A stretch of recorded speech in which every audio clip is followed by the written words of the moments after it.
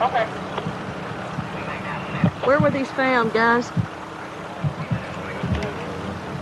Green one on the left side there, red one on the right side. 231. 231. Don't let nobody come up here. Don't nobody in here. Before there were headlines, there were 3 children. Before there were courtrooms, there were bicycles. Stevie Branch was energetic and adventurous. He loved riding his bike and spending time outdoors. He lived with his mother, Pamela Hobbs, and his stepfather, Terry Hobbs. His biological father was Stephen Branch.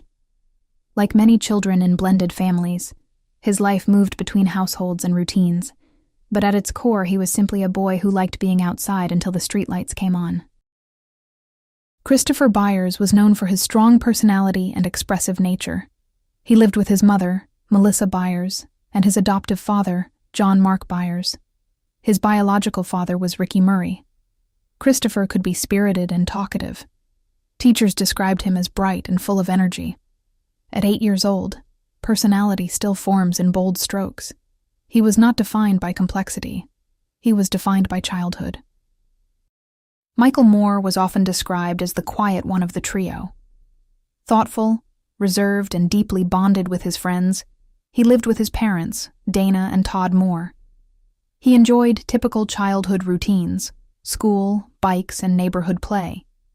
In interviews years later, those who knew him spoke of his gentleness and loyalty. All 3 boys attended Weaver Elementary. They were in the same grade.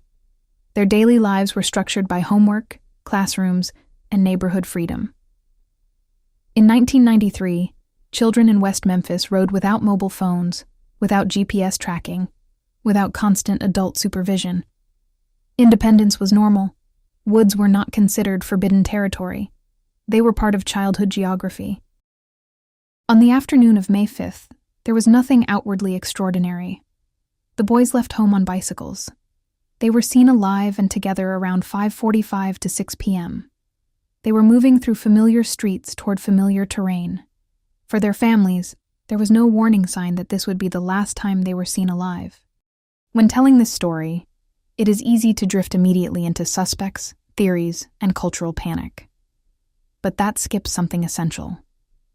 These were not symbols. They were children who went to school that morning. They had parents who expected them home for dinner. They had bikes that would later be found abandoned. They had bedrooms that would remain untouched. Before we examine terrain, timelines, or confessions, we begin here, with who they were. 3 8-year-old boys. 1 neighborhood. 1 ordinary early evening that never became ordinary again. As night fell over West Memphis on May 5, 1993, 3 families began to realize something was wrong. Stevie Branch had not come home. Christopher Byers had not come home. Michael Moore had not come home. At first, it was ordinary concern. Children sometimes stayed out too long. They lost track of time. They rode further than expected. But as daylight faded, worry hardened into fear. Calls were made. Neighbors were asked. Streets were searched. Parents moved toward the wooded area of Robin Hood Hills, the same woods the boys had played near countless times before. Police were contacted around 8 p.m. Search efforts intensified. Officers and volunteers entered the woods with flashlights. The terrain was uneven. The ditch lines were dark. The search that night did not immediately locate the boys. The following day, May 6th, the search resumed. It was during that search that the bicycles were discovered in the wooded area, not far from a drainage ditch. The presence of the bikes changed the tone immediately. Bicycles do not leave children willingly. Later that day, in the water of the drainage ditch, the bodies of the 3 boys were found. They had been restrained. They had been concealed within the depression of the ditch. Their clothing had been located separately in the water nearby. The discovery devastated the community. Autopsies would later determine that the cause of death for all 3 children was consistent with drowning, though the circumstances surrounding the restraint and injuries became a central focus of investigation and later controversy. Early speculation about mutilation and ritual elements spread quickly, amplified by fear and misunderstanding. But stripped of rumor, the confirmed facts were stark and simple. 3 8-year-old boys were found in a drainage ditch in Robin Hood Hills. They had been restrained. They had been concealed in water. The image of that ditch would become permanently attached to the case. A narrow cut through wooded ground, muddy water, banks that break line of sight. A place children once rode past casually, now transformed into a crime scene. The shock was immediate. West Memphis was not accustomed to this kind of violence. The murders felt incomprehensible. Parents kept their children inside, churches filled, media vans arrived, and in that vacuum, before the mechanics were rebuilt, before forensic nuance was understood, the community demanded answers. It is at this point in the story that panic begins to shape perception. But before we move there, we pause. Because this chapter is not about suspects. It is about what was done to 3 children. They left home on bicycles in daylight. They were found the next day in a ditch, and nothing in West Memphis felt the same again. When the bodies were found on May 6, 1993, West Memphis did not respond with silence. It responded with shock. 3 8-year-old boys had been discovered in a wooded drainage ditch. Word spread quickly. Parents pulled their children indoors. Conversations shifted from concern to anger. And in that vacuum, between discovery and explanation, something powerful began to form. Fear. Small towns process tragedy collectively. In West Memphis, that collective processing happened fast. Rumors traveled faster than evidence. Words like ritual and satanic began circulating almost immediately, long before forensic conclusions were finalized. The early narrative was not built on timeline mechanics. It was built on horror. Media presence amplified the atmosphere. Cameras arrived. Headlines formed. And once certain words entered the public space, they were difficult to remove. This was the early 1990s. America was still in the shadow of the so-called Satanic Panic era, a period marked by moral hysteria, daycare accusations, and highly publicized cases framed around occult fear. That cultural backdrop matters, because investigations do not occur in a vacuum. They occur inside the psychology of the time. Within days, the community was not just asking what happened, it was asking who, and not neutrally. There was pressure, intense, emotional pressure, to identify a monster, to restore order, to make sense of something senseless. When children are killed, communities do not tolerate ambiguity well. That pressure narrows investigative focus. And when focus narrows too quickly, it can distort perception.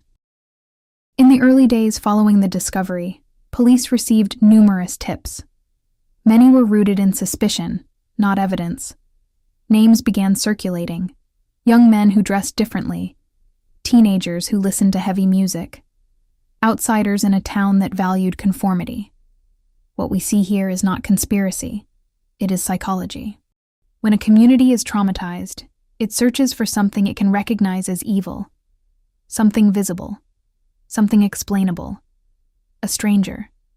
A symbol. A deviation.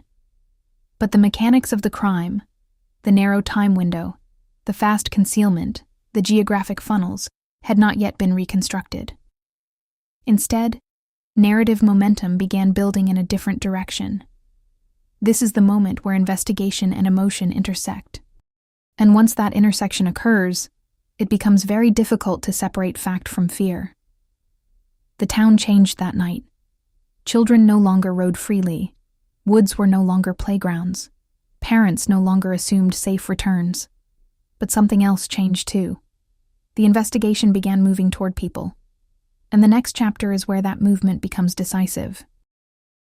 On June 3, 1993, nearly a month after the murders, police brought in a 17-year-old named Jesse Miskelly for questioning.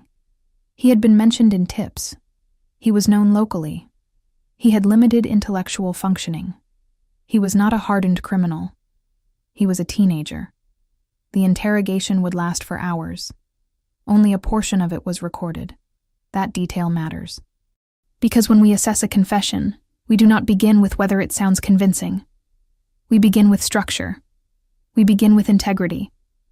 We begin with whether the information inside it originates from the speaker or from the room. Early in the taped portion of the interrogation, Miss Kelly places the murders around 9 in the morning. The boys were in school at that time. He is corrected. The timeline shifts. That correction is not minor. Time of day is one of the most stable anchors in memory. When an individual claims to have witnessed or participated in an event, but misplaces it by half a day, the reliability of that memory becomes fragile. Throughout the recorded session, the questioning follows a pattern. Investigators ask leading questions. Miss Kelly provides short confirmations. When he answers incorrectly, he is redirected. When he hesitates, he is steered. This pattern is known in interrogation psychology as compliance reinforcement. The subject aligns with authority. Now, that does not automatically mean the confession is false. People can confess truthfully under pressure. But when evaluating such statements, investigators look for something very specific, non-public, independently verifiable details that were not suggested. Did Miss Kelly provide information only the killer would know? Some details aligned with known facts: restraint, location, involvement of others. But the structure of how those details emerged is critical. Many were introduced through prompts. Others shifted over time. The narrative became more aligned as corrections were made. Confessions are powerful pieces of evidence, but they are not immune to contamination. The interrogation environment is not neutral. It is designed to elicit admission. In this case, the length of questioning, the intellectual limitations of the subject, and the pattern of correction cycles create a reliability problem. Miss Kelly would later recant. But the confession had already set something in motion. Because within it were 2 additional names, Damian Eccles and Jason Baldwin. With those names, the focus of the investigation shifted decisively. Eccles, in particular, did not fit the mold of conformity. He wore black. He read Stephen King. He spoke openly about dark subjects. In a town already primed by fear, difference can become suspicious. The confession gave investigators a narrative frame. 3 young men, occult overtones, a horrific crime. It felt coherent. But coherence is not proof. The question we must ask, and the question courts would wrestle with for decades, is whether that confession reflected lived memory or constructed compliance. Because once a confession enters the bloodstream of a case, it shapes everything around it. Search warrants, interviews, trial strategy, media narrative. And from this point forward, the investigation would not just be about terrain and timing. It would be about belief. Strip it away. No interrogation room, no tape recorder, no names, just the terrain, the timeline, the ditch. 3 boys last seen around 6 o'clock. Parents mobilizing by 8. Searchers in the woods by 8:30. That leaves a narrowing corridor. If we pretend for a moment that no confession ever existed, what are we left with? We are left with a crime that required control, restraint, concealment, exit, all before search mobilization. Mechanically, we modeled it. A single adult could intercept and compress 3 children into the wooded pocket within minutes if authority leverage was present. The drainage ditch removes the need for prolonged staging. Binding, even with improvised materials, could be completed in under 10 minutes if done functionally. Concealment requires only vertical displacement into water and brush. Total envelope, 20 to 30 minutes, which means if interception occurred at 6:10 p.m., the offender could be exiting by 6:40 p.m. If it occurred at 6:30 p.m., completion by 7 p.m. remains plausible. That timeline fits cleanly before search escalation. Now, examine exit mechanics. From the ditch pocket, a person can be in the residential grid within 3 minutes. No vehicle required. No suspicious parking. Just step from shadow to pavement and normalize posture. Alternatively, a service road seam allows vehicular departure, but requires a visible transition point. That transition carries risk. The terrain funnels behavior. And when behavior is funneled, offender type begins to narrow. The most frictionless path through this model is someone who knows the terrain, understands the ditch, does not need to scout an exit, does not need to stage a vehicle, can blend immediately into nearby streets. That does not name a person, but it defines characteristics. It does not require occult symbolism. It does not require prolonged ritual. It does not require theatrical chaos. It requires speed, and speed favors familiarity. Now reinsert the broader narrative. The early focus of the investigation moved toward teenagers who fit a cultural anxiety profile. But the mechanics of the crime do not demand ideological motive. They demand geographic competence. If we remove the confession, the case becomes simpler, not more complicated. It becomes a question of who could operate in that 90-minute corridor with minimal friction? Who could compress 3 children into a ditch pocket quickly? Who could exit without being remembered? That is a terrain question, not a subculture question. And until forensic evidence conclusively resolves it, that terrain question remains the most stable foundation we have. Because geography does not lie. It narrows. In April this year, the Arkansas Supreme Court approved new DNA testing in the case, ending a 2-year legal battle fought by Eccles' lawyers to get the green light to retest DNA evidence previously thought to have been lost by the West Memphis Police Department. The DNA will be tested using the MVAC system, an advanced instrument that can actually extract minute particles from inside fabric.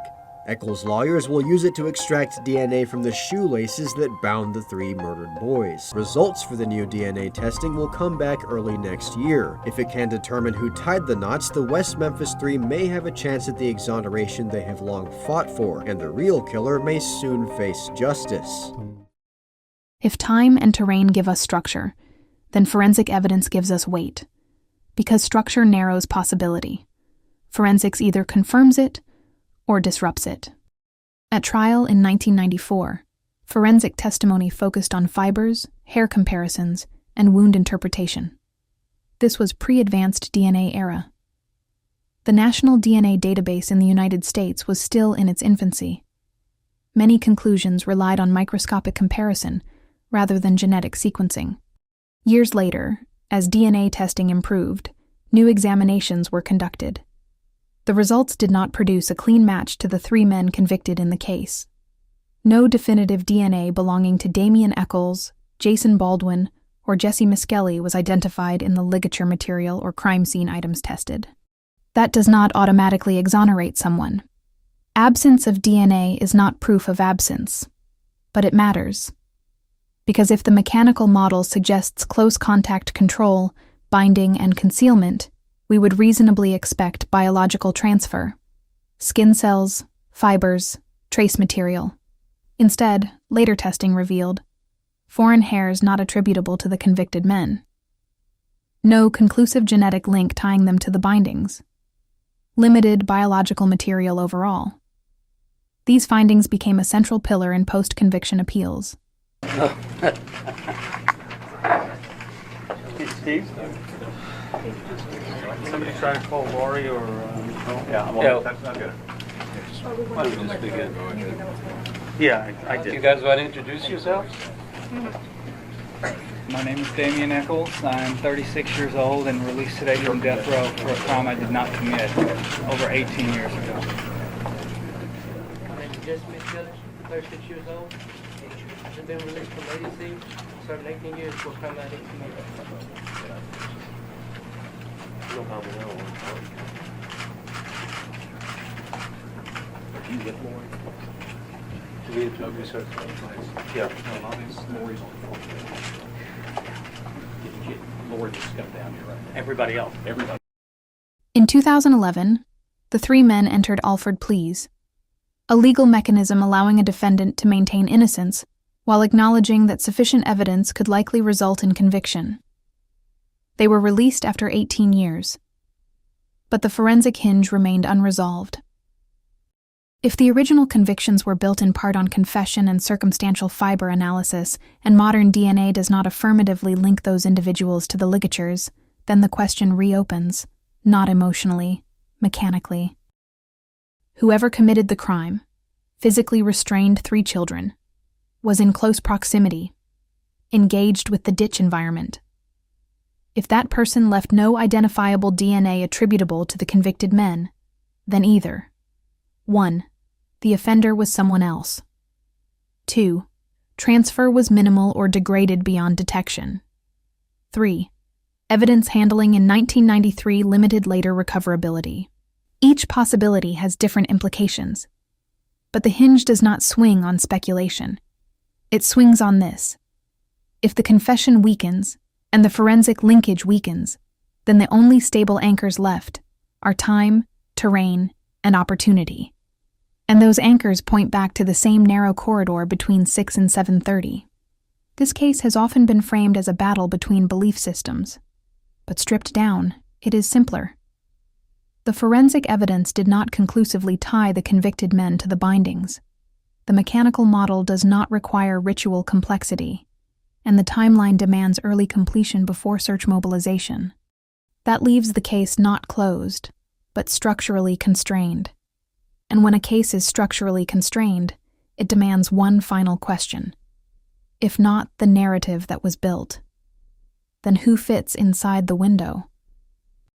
When the case is reduced to its narrowest constraints, 6 o'clock to roughly 7:30, rapid control, immediate ditch concealment, clean exit before search mobilization, proximity becomes the final filter. Not ideology, not subculture, not appearance. Proximity.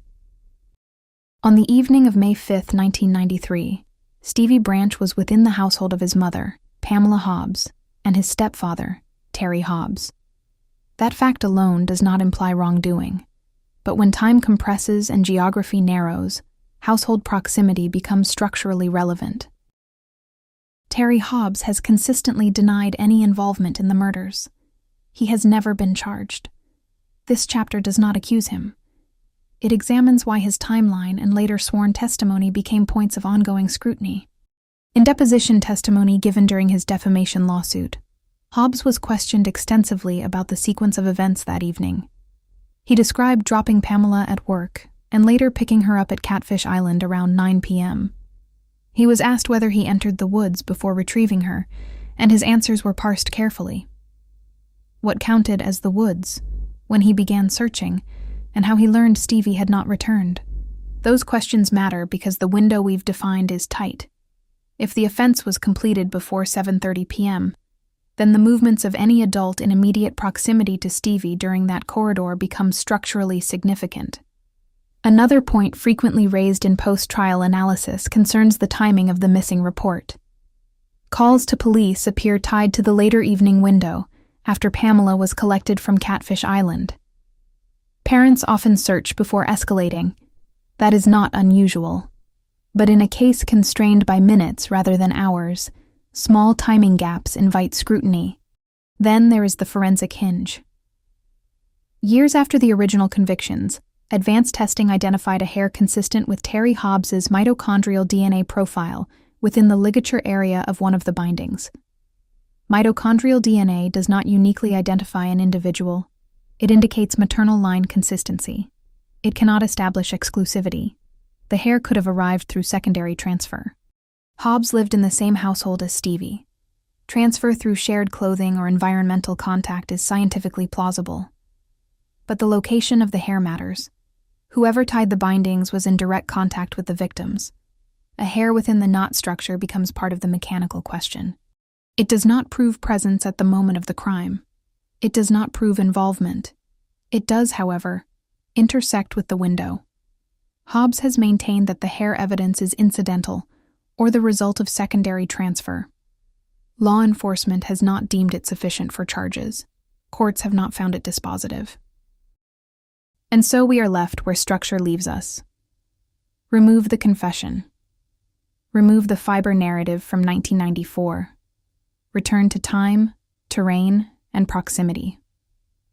The profile that fits most cleanly inside the window is someone who had immediate access to Stevie that evening, could assert authority without prolonged struggle, understood the woods well enough to move without hesitation, could exit without attracting attention. That description does not automatically resolve into guilt, but it explains why, when the case is rebuilt mechanically rather than emotionally, certain names reappear in discussion. This is not an accusation. It is a structural observation. And until conclusive forensic evidence definitively anchors the truth, the window remains the narrowest and most honest filter available. Before the arguments, before the documentaries, before the courtroom battles, there were 3 8-year-old boys on bicycles at 6 o'clock in the evening. Stevie Branch, Christopher Byers, Michael Moore. They were not symbols. They were not case studies. They were children who expected to be home before dark. Everything we have done in this documentary, every timeline reconstruction, every terrain analysis, every forensic hinge, exists for one reason only: to narrow noise and honor truth.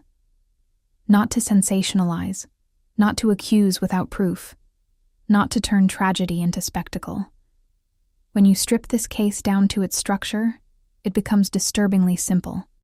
A narrow window, a wooded pocket, a drainage ditch, a departure before anyone realized they were gone. That simplicity is what makes it unbearable, because it means this was not chaos. It was a moment between 6 and 7:30, a moment when 3 boys crossed from daylight into something irreversible. For decades, adults have argued about belief, but the boys never asked for belief. They asked to ride their bikes. They asked to come home, and they didn't. The case may remain debated. The legal arguments may continue, but their names remain constant. Stevie Branch, Christopher Byers, Michael Moore. At 6 o'clock, they were alive. That is where we remember them, and that is where this story ends.